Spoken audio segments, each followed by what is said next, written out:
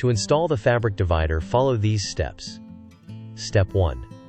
Position the divider brackets on the edge of the desk, ensuring each bracket is evenly spaced, and fasten each bracket firmly to the desk surface.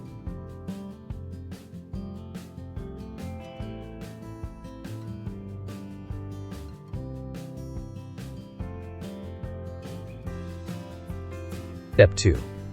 Place the clamp on each bracket and partially screw in each bolt.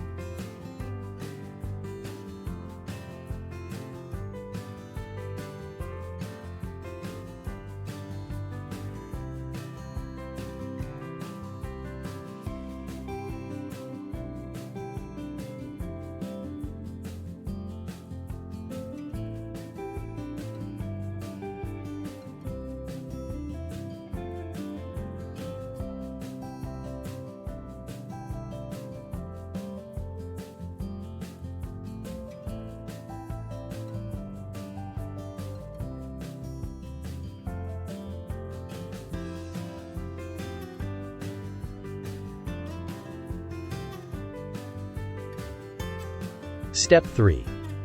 Take the divider panel and lower it into the brackets, then tighten each bolt in the clamps to secure the divider in place.